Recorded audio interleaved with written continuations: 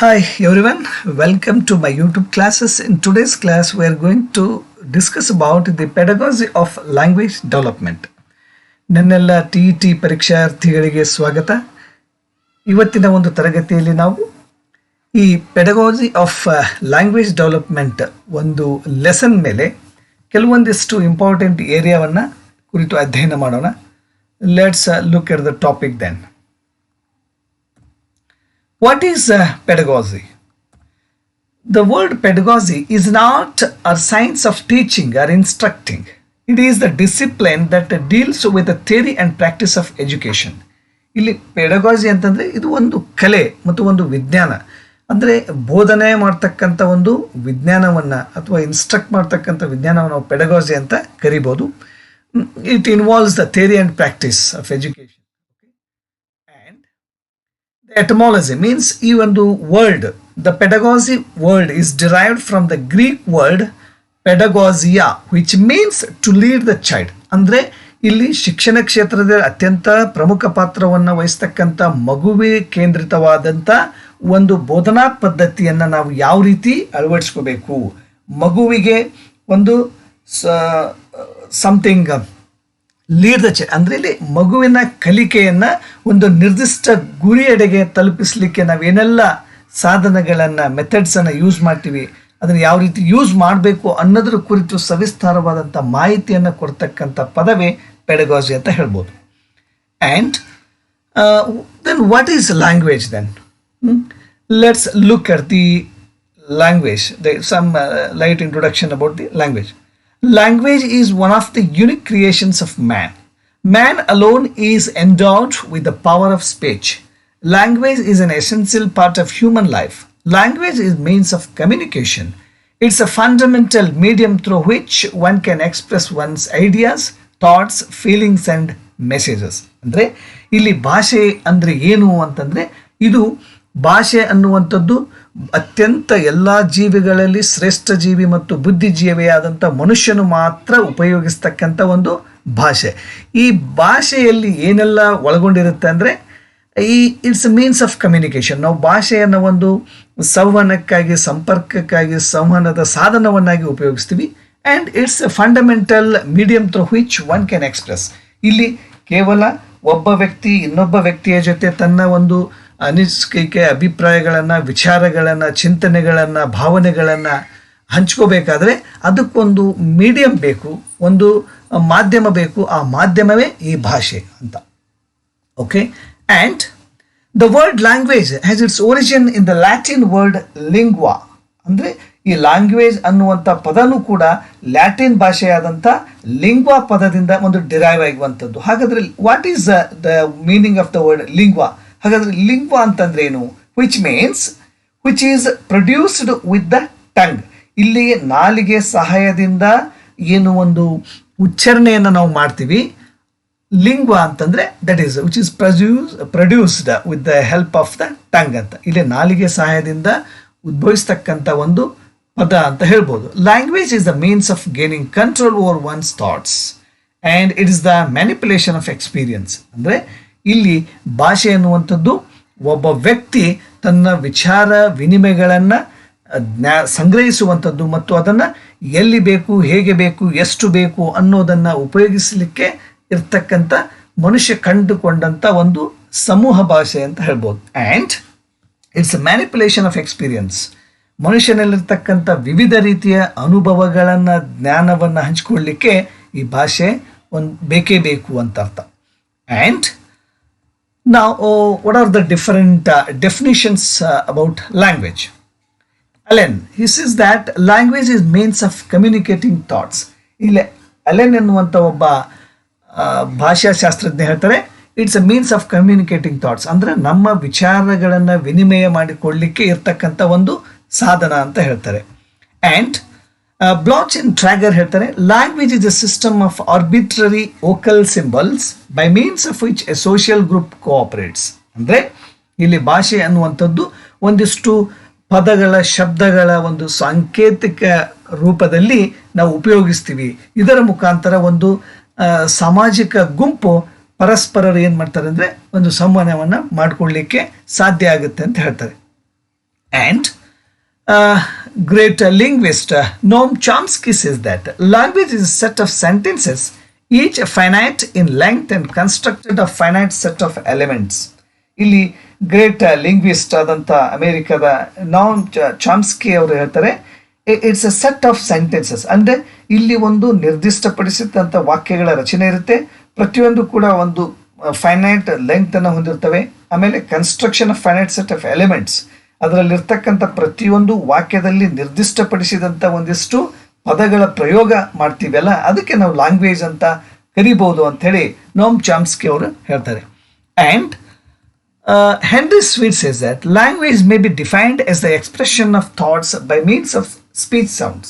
ಇಲ್ಲಿ henry sweet ಅವರ ಪ್ರಕಾರ ಭಾಷೆ ಅನ್ನುವಂಥದ್ದು ನಮ್ಮ ಭಾವನೆಗಳನ್ನು, ಚಿಂತನೆಗಳನ್ನು ಅಭಿವ್ಯಕ್ತಿಪಡಿಸಲಿಕ್ಕೆ ಉಪಯೋಗಿಸ್ತಕ್ಕಂಥ ಒಂದು ಸ್ಪೀಚ್ ಸೌಂಡ್ಸ್, ಅಂದರೆ ಈ ಒಂದು ಮಾತಿನ ಶಬ್ದಗಳ ಮೂಲಕ ನಾವೇನು ಉಪಯೋಗಿಸ್ತೀವಿ ಅದಕ್ಕೆ ನಾವು ಭಾಷೆ ಅಂತ ಹೇಳ್ಬೋದು ಅಂಥೇಳಿ ಹೇಳ್ತಾರೆ. And Gleason says that language is one of the most important and the characteristics forms of human behavior.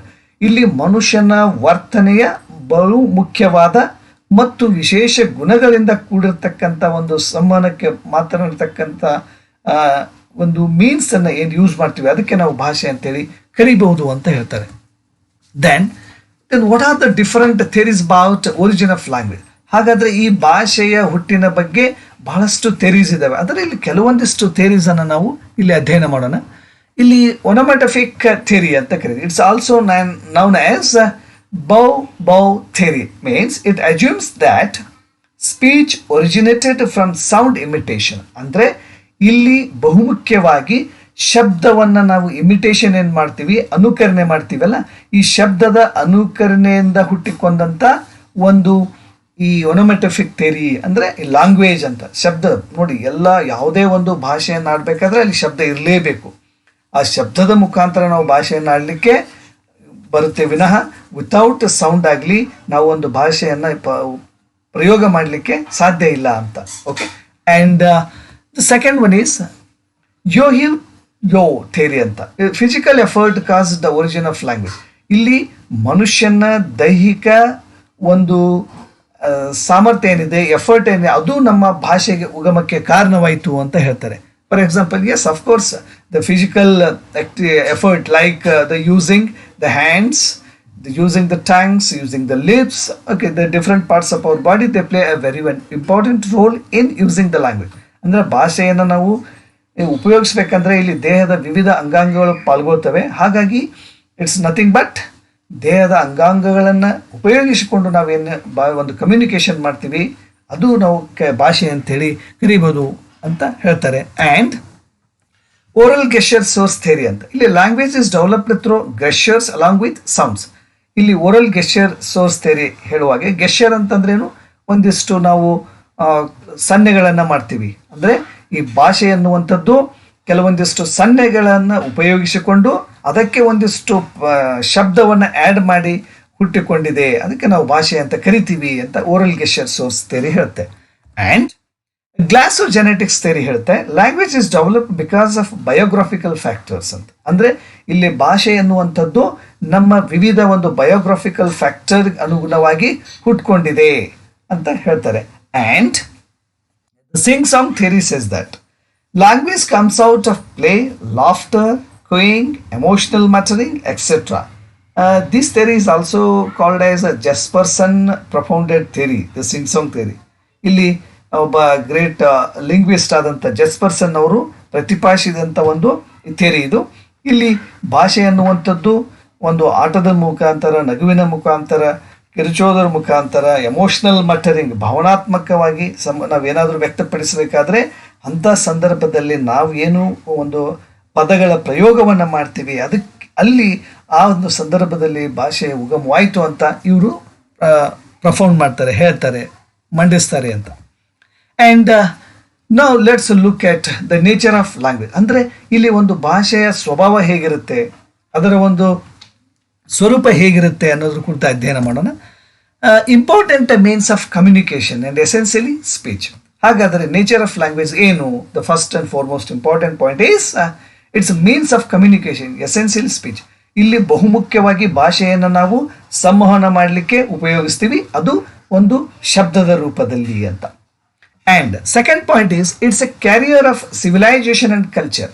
ಈ ಭಾಷೆ ಅನ್ನುವಂಥದ್ದು ನಾಗರಿಕೆ ಮತ್ತು ಸಂಸ್ಕೃತಿಯನ್ನು ಒಂದು ಹಿಂದಿನ ಆನ್ಸೆಸ್ಟರ್ಸ್ ಟು ಟಿಲ್ ಟುಡೇ, ಹಿಂದಿನ ಒಂದು ನಾಗರಿಕತೆಯ ಉಗಮಾಗಿರುವುದು, ಅಲ್ಲಿ ಕಲೆ ಸಂಸ್ಕೃತಿ ಸಂಪ್ರದಾಯ ಏನಿತ್ತು ಅದನ್ನು ನಾವು ಕ್ಯಾರಿ ಮಾಡುತ್ತೆ. ಇದು ಫ್ರಮ್ ಜನರೇಷನ್ ಟು ಜನರೇಷನ್, ಅಂದರೆ ಯುಗ ಯುಗಾಂತರಗಳಿಂದ ಒಂದು ತಲೆಮಾರಿನಿಂದ ಇನ್ನೊಂದು ತಲೆಮಾರಿಗೆ ನಾಗರಿಕ ಕುರಿತಾಗಿರ್ಬೋದು ಅಥವಾ ಸಂಸ್ಕೃತಿ ಕುರಿತಾಗಿರ್ಬೋದು ನಾವು ಜ್ಞಾನವನ್ನು ಪಡಿಲಿಕ್ಕೆ ಇದು ಒಂದು ಸಹಾಯ ಮಾಡುವಂಥದ್ದು ಅಂತ. It's a form of a social behaviour, ಅಂದರೆ ಇದು ಸಾಮಾಜಿಕ ವರ್ತನೆಯ ಒಂದು ರೂಪ ಆಗಿದೆ ಲ್ಯಾಂಗ್ವೇಜ್ ಅನ್ನುವಂಥದ್ದು. And it's a medium of instruction, ಇಲ್ಲಿ ಭಾಷೆ ಎನ್ನುವಂಥದ್ದು ಒಂದು ಮೀಡಿಯಮ್ ಆಫ್ ಇನ್ಸ್ಟ್ರಕ್ಷನ್ ಇದೆ. Through language we can perform different activities ಅಂತ. And it's a structural system, ಭಾಷೆಗೆ ತನ್ನದೇ ಆದಂಥ ಒಂದಿಷ್ಟು ಸ್ವರೂಪ ಇದೆ, ರಚನಾತ್ಮಕ ಒಂದು ಸಿಸ್ಟಮ್ ಇದೆ ಇದಕ್ಕೆ. Okay, and it is an arrangement of oral and written sign, symbols and words. ಭಾಷೆಗೆ ತನ್ನದೇ ಆದಂಥ ಒಂದು ಬರವಣಿಗೆ ರೂಪ ಇದೆ, ಸಂಕೇತಗಳಿದ್ದಾವೆ ಮತ್ತು ಪದಗಳಿದ್ದಾವೆ. ಇವುಗಳೆಲ್ಲವನ್ನು ಉಪಯೋಗಿಸಿಕೊಂಡು ನಾವು ಭಾಷೆಯನ್ನು ಬಳಸಬಹುದು ಅಂತ. And it involves the process of thinking and speaking. ಈ ಭಾಷೆ ಅನ್ನುವಂಥದ್ದು ಒಂದು ವಿಚಾರ ಶಕ್ತಿಯನ್ನು ಮತ್ತು ಮಾತನಾಡುವ ಒಂದು ಕೌಶಲ್ಯವನ್ನು ಒಳಗೊಂಡಿದೆ ಅಂತ ಅರ್ಥ. ನೋಡಿ, ಮಾತನಾಡಬೇಕಾದ್ರೆ ಒಂದು ವಿಚಾರ ಶಕ್ತಿ ಬೇಕು, ಥಾಟ್ಸ್ ಬೇಕು. ಆ ಥಾಟ್ಸನ್ನು ನಾವು ಒಂದು ಮಾತಿನ ಮೂಲಕ ವ್ಯಕ್ತಪಡಿಸ್ಬೋದು, ಅದು ಭಾಷೆಯಲ್ಲಿ ಅಡಗಿದೆ ಅಂತ. And it is evolutionary in nature. Language is ever changing, it undergoes a changes with the passage of time. ಅಂದರೆ ಇಟ್ಸ್ ಎವಲ್ಯೂಷನರಿ ಇನ್ ನೇಚರ್, ಅಂದರೆ ಇದು ನಿರಂತರವಾಗಿ ಮಾರ್ಪಾಡಿಗೆ ಬದಲಾವಣೆ ಒಳಪಡುತ್ತಾನೆ ಇರ್ತದೆ. ಭಾಷೆ ಅನ್ನುವಂಥದ್ದು ಅದು ತನ್ನ ಒಂದು ನೇಚರ್ ಸ್ವಭಾವ ಹೇಗಿರುತ್ತೆ ಅಂದರೆ ಅದು generation to generation, place to place ಬದಲಾವಣೆ ಆಗ್ತಾ ಇರ್ತದೆ. Language is ever changing, so ಇದು ಕಂಟಿನ್ಯೂಸ್ಲಿ ಚೇಂಜ್ ಆಗ್ತಾನೆ ಇರುತ್ತೆ ಅಂತ. It undergo changes with the passage of time, ಹೇಗೆ ಸಮಯ ಕಳೆದಂತೆ ಅದು ಭಾಷೆ ಇಲ್ಲಿ ಬದಲಾವಣೆ ಆಗ್ತಾ ಹೋಗುತ್ತೆ ಅಂತ ನಾವು ಹೇಳ್ಬೋದು. And it adapts to main forms, oral and written. ಇಲ್ಲಿ ಭಾಷೆಗೆ ಬಹುಮುಖ್ಯವಾಗಿ ಎರಡು ವಿಧಗಳಿದ್ದಾವೆ. ಏನದು? ಒಂದು ಓರಲ್ ಆ್ಯಂಡ್ ರಿಟರ್ನ್. ಇಲ್ಲಿ ಓರಲ್ ಅಂದರೆ ಮೌಖಿಕವಾಗಿ ನಾವು ಮಾತನಾಡ್ತೀವಿ, ಜೊತೆಗೆ ಬರವಣಿಗೆ ರೂಪದಲ್ಲಿ ಕೂಡ ಇದನ್ನು ನಾವು ಅಡಾಪ್ಟ್ ಮಾಡ್ಕೊಳ್ತೀವಿ ಅಂತ. And language is learned. Language is a behaviour that is acquired with due efforts. Okay, language ಭಾಷೆಯನ್ನು ನಾವು ಕಲಿತೀವಿ. Okay, language is a behaviour that is acquired with due efforts.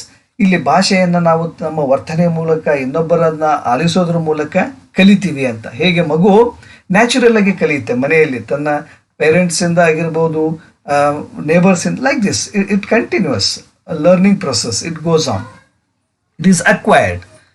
Then language is related to culture. ಇಲ್ಲಿ ಭಾಷೆ ಅಂತಂದರೆ ಒಂದು ಸಂಸ್ಕೃತಿಗೆ ಸಂಬಂಧಿಸಿದಂಥ ಒಂದು ಪದ ಅಂತ ಹೇಳ್ಬೋದು.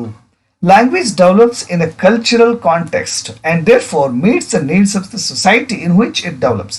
ಇಲ್ಲಿ ಸಮಾಜಕ್ಕೆ ಅನುಗುಣವಾಗಿ ಭಾಷೆ ಬದಲಾಗ್ತಾ ಹೋಗುತ್ತೆ. ಆ ಒಂದು ಸಮಾಜದಲ್ಲಿ ಆ ಒಂದಿಷ್ಟು ನಿರ್ದಿಷ್ಟ ಗುಂಪಿನ ಜನರು ತಮ್ಮದೇ ಆದಂಥ ಒಂದು ಸಂಸ್ಕೃತಿಯ ಆಚಾರ ವಿಚಾರಗಳನ್ನು ಭಾಷೆಯಲ್ಲಿ ಬೆರೆಸ್ತಾರೆ. ಅದರ ಮೂಲಕ ಈ ಭಾಷೆ ಒಂದು ಬೆಳವಣಿಗೆ ಆಗುತ್ತಾ ಹೋಗುತ್ತೆ ಅಂತ ಹೇಳ್ಬೋದು. And language it's A unique system. Okay, as we all know that ಭಾಷೆ ಅನ್ನುವಂಥದ್ದು ಒಂದು ವಿಶಿಷ್ಟ ಒಂದು ರೀತಿಯಲ್ಲಿ ಇದು ಫಾರ್ಮ್ ಆಗಿರುವಂಥದ್ದು. Each language is unique because it has its own style of function. ಇಲ್ಲಿ ಪ್ರತಿಯೊಂದು ಭಾಷೆನೂ ಕೂಡ ಒಂದು ವಿಶಿಷ್ಟತೆಯಿಂದ ಕೂಡಿರ್ತದೆ. ಯಾಕಂತಂದರೆ ಅದು ತನ್ನದೇ ಆದಂಥ ಒಂದು ರೀತಿಯಲ್ಲಿ ವರ್ತಿಸುತ್ತೆ ಅಂತ. For example, if you take Urdu, Hindi, Kannada, English, Marathi, Telugu, Tamil, Malayalam, like this, ಯಾವುದೇ ಭಾಷೆಯನ್ನು ತೆಗೆದುಕೋರಿ ಅಲ್ಲಿ ಒಂದು ಯುನಿಕ್ನೆಸ್ ಕಾಣಿಸುತ್ತೆ ನಮಗೆ. ಅದು ಸ್ಟೈಲ್ ಆಫ್ ಫಂಕ್ಷನಿಂಗ್ ಕೂಡ ಡಿಫ್ರೆಂಟ್ ಆಗಿರುತ್ತೆ, ಎಕ್ಸೆಂಟ್ ಕೂಡ ಡಿಫ್ರೆಂಟ್ ಆಗಿರುತ್ತೆ. This is the sounds, the vocabulary, the structure of every language have their own speciality. ನೋಡಿ, ಇಲ್ಲಿ ಪ್ರತಿಯೊಂದು ಭಾಷೆಯ ಒಂದು ಸೌಂಡ್ಸ್ ಆಗಿರ್ಬೋದು, ಪದಗಳ ಸಂಪತ್ತು, ವೊಕ್ಯಾಬುಲರಿ ಆಗಿರ್ಬೋದು, ಸ್ಟ್ರಕ್ಚರ್ಸ್ ಆಗಿರ್ಬೋದು, ಅದು ಕೂಡ ಡಿಫ್ರೆಂಟ್ ಆಗಿರುತ್ತೆ, ಸ್ಪೆಷಲ್ ಆಗಿರುತ್ತೆ. Then one language differs from other because of geographical and cultural diversities. ಹೇಳಿದಾಗೆ ಇಲ್ಲಿ ಒಂದು ಭಾಷೆ ಇನ್ನೊಂದು ಭಾಷೆಗೆ ಕಂಪ್ಯಾರಿಸನ್ ಮಾಡಿದಾಗ ಬಹಳಷ್ಟು ವ್ಯತ್ಯಾಸವನ್ನು ಕಾಣ್ತೀವಿ ನಾವು. Suppose if you go to Tamil Nadu, they will speaks Tamil in different accent, different styles. Okay, ಅದೇ Telangana, Andhra, Maharashtra, if you go like this different ಪಾರ್ಟ್ಸಲ್ಲಿ ಹೋದಾಗ, ಡಿಫರೆಂಟ್ ಸ್ಟೇಟ್ಸಲ್ಲಿ ಹೋದಾಗ ಅಲ್ಲಿ geographical as well as the cultural diversities are seen while they speak the language ಅಂತ. ಅಂದರೆ ಅಲ್ಲಿ ಒಂದು ಭೌಗೋಳಿಕ ಮತ್ತು ಸಾಂಸ್ಕೃತಿಕ ವೈವಿಧ್ಯತೆಯನ್ನು ನಾವು ಆ ಭಾಷೆಯಲ್ಲಿ ಕಾಣ್ಬೋದು ಅಂತ.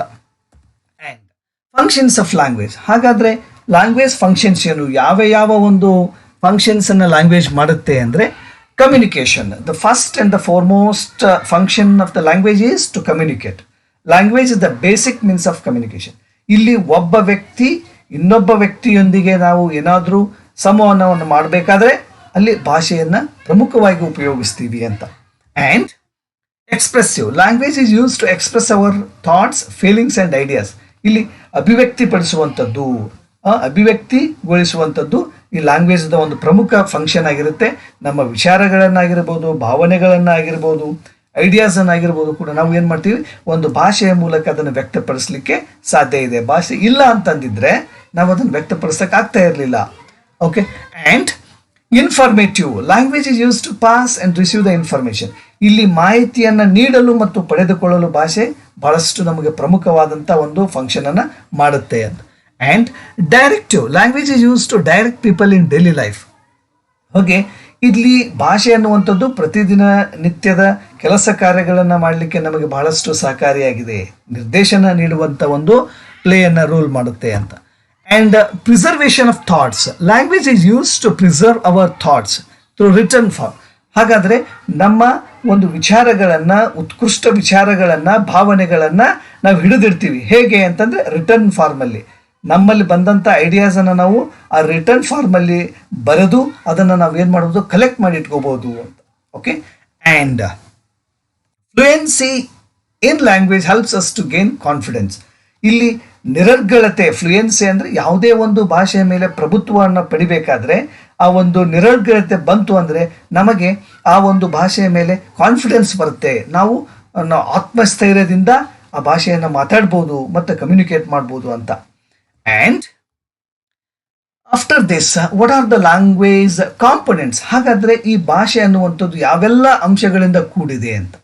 Okay, the human language has several components which are developed through the several centuries, such as structures ಇದೆ, spellings ಇದೆ, ಅದನ್ನು ಆರ್ಥೋಗ್ರಫಿ ಅಂತ ಕರಿತೀವಿ, punctuations ಇದೆ, ಹೌದಾ, and pronunciation, handwriting, vocabulary, grammar, several components of oral expression and written expression. Language is a skill subject and its learning depends on the degree of acquisition of skills like listening, speaking, reading and writing. All these skills are the components of language. ಅಂದರೆ ಒಂದು ಭಾಷೆ ಅಂತ ಬಂದರೆ ಅಲ್ಲಿ ಎಲ್ಲೆಸ್ಟಾಡು ಆಲಿಸುವಿಕೆ, ಕೇಳುವಿಕೆ ಮತ್ತು ಓದುವುದು ಮತ್ತು ಬರೆಯುವುದು, ಇವು these are the basic skills of any language. These are the main components of the language along with grammar, vocabulary, pronunciation, punctuation. Okay, these are all. And the other components of language are need to be read from bottom. Okay, so ಇದಲ್ಲದೆ ಇನ್ನೂ ಬೇರೆ ಬೇರೆ ಅಂಶಗಳು ಕೂಡ ಈ ಒಂದು language ಕಾಂಪೊನೆಂಟ್ಸಲ್ಲಿ ಸೇರ್ಕೊಳ್ತವೆ ಅಂತ. And what are those sense, ಸಿಮ್ಯಾಂಟಿಕ್ಸ್ ಅಂತ ಕರಿತೀವಿ ನಾವು. ಒಂದು ಸ್ಟ್ರಕ್ಚರ್, ಪ್ಯಾರಾಗ್ರಾಫ್ಸ್ ಇರ್ಬೋದು, ಸೆಂಟೆನ್ಸಸ್ ಇರ್ಬೋದು, ಕ್ಲಾಸಸ್ ಇರ್ಬೋದು, ಫ್ರೇಸಸ್ ಇರ್ಬೋದು, ವರ್ಡ್ಸ್ ಇರ್ಬೋದು, ದೆನ್ ಸಿಂಬಲ್ಸ್ ಇರ್ಬೋದು, ದೆನ್ ಸೌಂಡ್ಸ್ ಇರ್ಬೋದು. Okay, these are all the other components of the language. And some other components of language are dialects ಅಂತ ಕರಿತೀವಿ. Then what are dialects? ಅಂದರೆ a dialect is a regional form of language. For example, Kannada is the first language of Karnataka state spoken by majority of the people. It is spoken differently by the different people living in different regions within the state. For example, Hubballi Dharwad Kannada, Mangalore Kannada. Similarly, English is spoken in a different way in different parts of UK. Okay, for example, Yorkshire English is different from the Scottish English and UK's English is different from the American English, like this. ಅಂದರೆ ಇಲ್ಲಿ dialect ಅಂತಂದ್ರೇನು, ಪ್ರಾಂತ್ಯವಾರು ಒಂದು ಭಾಷೆಯನ್ನು, ನಿರ್ದಿಷ್ಟ ಭಾಷೆಯನ್ನು ಮಾತನಾಡುವಂಥ ಸಂದರ್ಭದಲ್ಲಿ ಬಹಳಷ್ಟು ಬದಲಾವಣೆಗಳನ್ನು ಕಾಣ್ತೀವಿ ನಾವು. ನೋಡಿ, ಮೈಸೂರು ಕಡೆ ಹೋದರೆ ಅಲ್ಲಿಯ ಕನ್ನಡ ಮಾತಾಡ್ತಕ್ಕಂಥ ಭಾಷೆ ಕನ್ನಡವಾದರೂ ಕೂಡ ಆ ಭಾಷೆಯಲ್ಲಿ ಒಂದಿಷ್ಟು ಶೈಲಿ ಬದಲಾವಣೆ ಇರ್ತದೆ, ಪದಗಳ ಪ್ರಯೋಗ ಬದಲಾವಣೆ ಇರ್ತದೆ. ಅದೇ ಮಂಗಳೂರು ಕಡೆ ಹೋದರೆ ಅಲ್ಲಿ ಕನ್ನಡನೇ ಮಾತಾಡ್ತಾರೆ, but the accent, the vocabulary that is different. ಅದೇ ಥರ ಇಂಗ್ಲೀಷು ಕೂಡ ಅಮೇರಿಕಾದಲ್ಲಿ ಬೇರೆ ಮಾತಾಡ್ತಾರೆ, means in the sense the words are same, the vocabulary same, but the way they speak, ಅಲ್ಲಿ ಉಚ್ಚಾರಣೆ ಆಗಿರ್ಬೋದು, giving importance to the grammatical aspects ಆಗಿರ್ಬೋದು, ಅದು ಡಿಫ್ರೆಂಟ್ ಆಗಿರುತ್ತೆ ಅಂತ ಹೇಳ್ಬೋದು. That is called as the dialect ಅಂತ. Okay, and register. What is register? Register is nothing but a language register refers to a variety of language spoken by a certain group of people belonging to one profession. ಅಂದರೆ register ಅಂದರೆ ಇಲ್ಲಿ ಒಂದು ನಿರ್ದಿಷ್ಟ ಜನರ ಗುಂಪು ಆ ಒಂದೇ ಭಾಷೆಯನ್ನು ಮಾತನಾಡುವಂಥದ್ದು. For example, if you take the group of words which are commonly used by people working in same organization or profession is called a register. ಅಂದರೆ ಒಂದು ನಿರ್ದಿಷ್ಟಪಡಿಸಿದಂಥ ಜನರ ಗುಂಪು ಒಂದು ಸ್ಥಳದಲ್ಲಿ ಆಗಿರ್ಬೋದು, ಒಂದು ಸಂಸ್ಥೆಯಲ್ಲಿ ಆಗಿರ್ಬೋದು, ಒಂದು ವೃತ್ತಿಯಲ್ಲಿ ಉಪಯೋಗಿಸ್ತಕ್ಕಂಥ ಒಂದು ಭಾಷೆಗೆ ನಾವು ರಿಜಿಸ್ಟರ್ ಅಂತ ಕರಿಬೋದು. ಫಾರ್ ಎಕ್ಸಾಂಪಲ್, ಈ department of judiciary use terminologies like suit, complaint, hearing, court fee, Indian penal code, IPC, witness, etcetera etcetera. Okay, for example, if you take this to the education ಒಂದು ಫೀಲ್ಡಿಗೆ ಬಂದರೆ ಅಲ್ಲಿ ಶಿಕ್ಷಕ ಸಮೂಹ ಅವರು ಯೂಸ್ ಮಾಡ್ತಕ್ಕಂಥ ಭಾಷೆಗಳಾಗಿರ್ಬೋದು, ಪದಗಳ ಪ್ರಯೋಗ ಡಿಫ್ರೆಂಟ್ ಇರ್ತದೆ. If you go to the doctors profession, ಅವ್ರು ಯೂಸ್ ಮಾಡ್ತಾರೆ, scientists, like this. If you go on hearing, this is called as the register ಅಂತ ಕರಿಬೋದು ನಾವು. And I hope that today I tried to give some brief information regarding the pedagogy of language development. ಇನ್ನು ಮಿಕ್ಕಿದ ಒಂದಿಷ್ಟು ಅಂಶಗಳನ್ನು ನಾವು ಈ ಒಂದು ನೆಕ್ಸ್ಟ್ ವಿಡಿಯೋದಲ್ಲಿ ಇದ್ರ ಬಗ್ಗೆ ತಿಳಿದುಕೊಳ್ಳೋಣ. Till then, if you like the video, please subscribe to my channel and share the video with your friends. Till then, take care. Thank you.